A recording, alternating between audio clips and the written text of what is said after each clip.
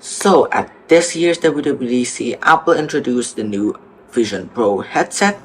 Not VR, but augmented reality for some reason, even though it functions the same.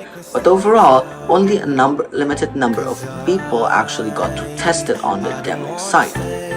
But that changed today because yesterday Apple introduced the new SDK for Xcode 15 Beta 2. And you guessed it, I got it. And today we're going to see if it's still worth the $3,500 that you have to spend on that metal headset. Let's find out. So don't be too offended. I had to leave. There's nothing in for me, no. I'm not fitting in. I've packed my things to go. Am I being naive? But it's my choice to make. It's my new rebellious way. visionOS was supposed to be the future of Apple operating system, I suppose, because of the new windows and layers and volumes and all sorts of stuff inside that augmented reality space. And it has always been what people wanted or expect from Apple over the past short years, and people have imagined that they will use these headsets to replace your existing iPhone. I wouldn't like that, but overall it could be possible, it couldn't be possible. Well, up to Apple's decision. And Apple has been preparing this moment like the iPhone reveal. So, iPhone introduced multi-touch, the Mac introduced the mouse, and the new headset, probably not this one, but you know what I'm talking about. The new one was supposed to bring spatial computing, which I guess actually uses the device instead of using those controllers, but it was supposed to actually use the movements of your eyes and your hands. And the headset actually has cameras on the bottom and all around it, so technically you can use your hands on your desk, on your lap, without actually have to grabbing all the things in front of you. And I guess this is kind of cool, but on this channel, we don't see or I don't show you how a product is shown. We want to test how a product is actually useful and if it's worth the price, because at the keynote, it is available at the mind-blowing, outstanding $3,500, even though it's very heavy and only has 2 hours of battery life. So you know what? We're going to test the true core of the headset, visionOS, the operating system that powers the headset. And Apple advertises more hardware than the software. So they advertises the new display, the new design, and I guess all they talk about is how it interacts, how it's useful for our daily lives. I wouldn't say capturing a picture of your children's birthday with a headset is good, but I suppose that's one of the reasons. So, you know what? I got the Xcode 15 Beta 2 application. I got the simulator running. Well, stopped right now, but it's running. And for developers to note, it will take a lot of time because unfortunately it's 7 gigabytes, 7.35 I suppose. And that's for the simulator itself.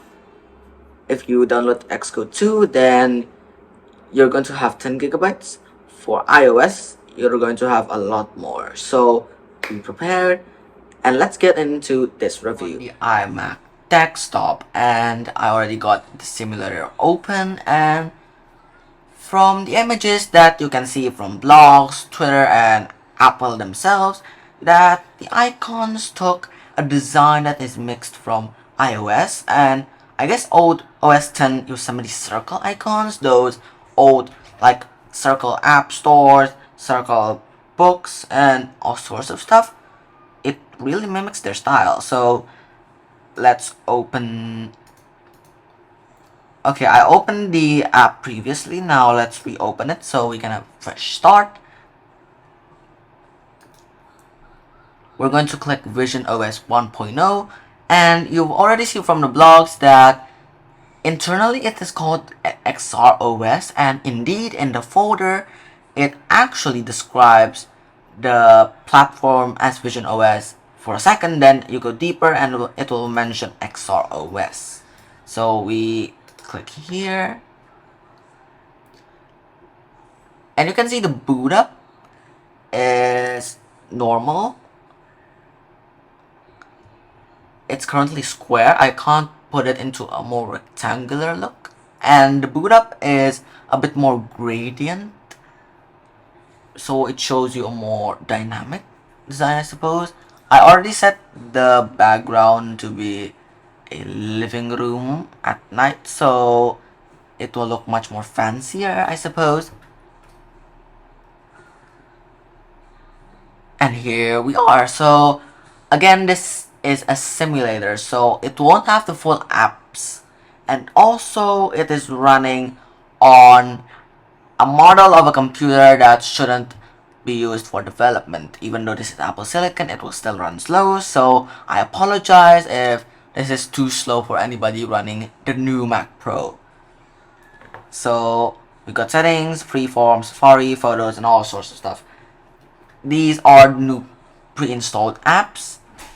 I don't get all of them. I don't get Apple TV. I don't get the App Store, the redesigned one. So let's just continue with the apps we have now. Let's open Safari, for example. You can see the translucency and how the window actually exists on top of the others. And here we are. So I already got the YouTube page for this channel already open on here.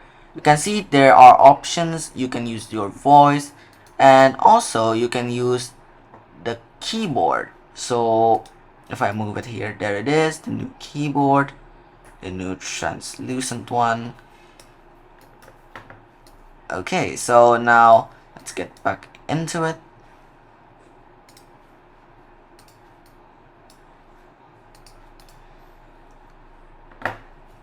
And you can see the toolbar floating really gives you a sense of immersiveness, and you can resize it.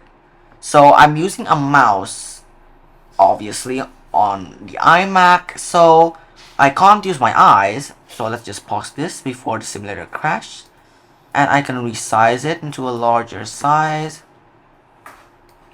Let's go larger.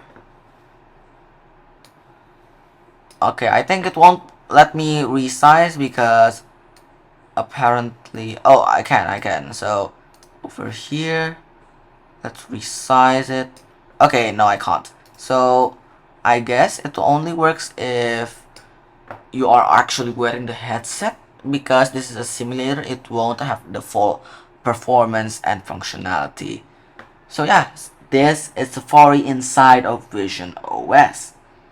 So now let's try opening another app, because you can apparently multitask inside of Vision Pro and the OS itself. So let's click the home to simulate the home view, and as you can see, we have three categories. We have apps, we have people, which is basically the recent FaceTimes that you made.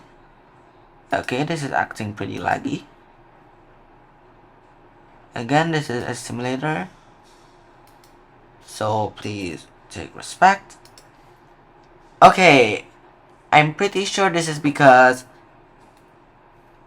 we already have Safari opened.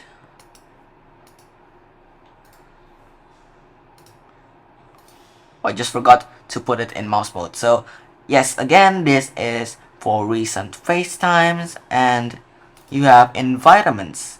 So you can technically emulate your surroundings with, well, whatever you want. So if you have a messy bedroom, for example, you can use this to hide it, I suppose.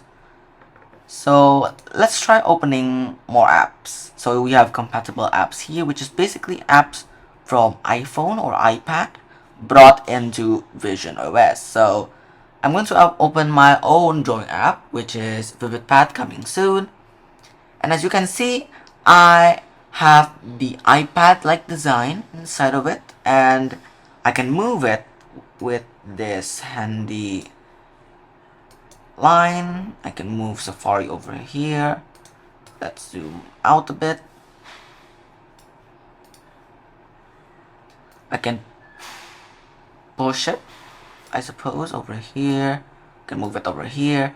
Now, apparently, Vision Pro don't support Pencil Kit yet, so I can't preview it on here until Apple actually implemented it.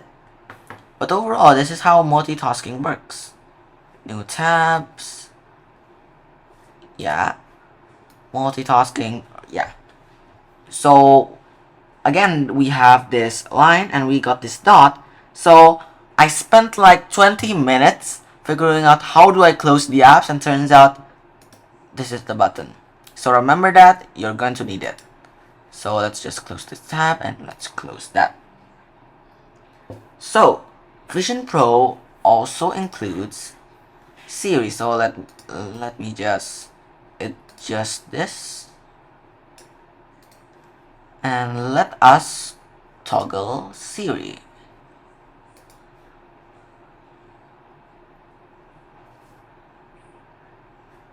Okay, so it turns out it needs to download. I don't know if you can see this, but there's a like translucent thing. Apparently it says I can't use Siri because it's downloading. Very poor. So meanwhile, we can check out the new settings. It's running pretty well for a simulator, and it really mimics the design of iPad. So support for Siri is still downloading. I don't know if Siri is implemented yet in this simulator. We have compatible apps, which is the iOS and all the apps pre-installed, people, environments, and also notifications, focus. So you do have focus, screen time, and FaceTime. That's basically it. So you can log in with that Apple ID, and yeah, that's pretty much visionOS. So visionOS does include more features, but again, this is a simulator. I can't test all of them. So the other features that you get in that $3,500 headset is a new redesigned App Store. I guess apps more focused on visionOS. Optic ID, which replaces Face ID because it is a headset put on your eye, so it's eye scanner, I suppose. Eyesight, so it makes people realize that you are indeed talking to them. Your eyes are pointing to them instead of watching Ted Lasso behind. Digital personas, to I guess zoom avatars feature that has been in beta for a while, which mimics the visual appearance of a person into a realistic cartoonish model, I suppose, and it makes you so that you can actually use FaceTime there. I'm not going to try it because the iMac is already running hot and I don't want the simulator to explode, so let's just finish it off with that. So again, this is the simulator, and let's turn it off. Okay, now let's just restart it and then just close it. Okay, back to the main view. And that's my review for today. Again, Apple didn't focus too much on the software rather than the hardware. But again, a perspective of a person who haven't tried a product will be slightly distorted from the actual reality, the actual goodness of the product. So I won't judge it. I will only judge the operating system. It's great, but it needs some more features. So that's all for this short review today. Don't forget to like and subscribe because I spent 14 gigabytes of data and storage on my iMac just for this video. So thanks for watching. This is Conversion Insider, and see you in Spatial Computing World.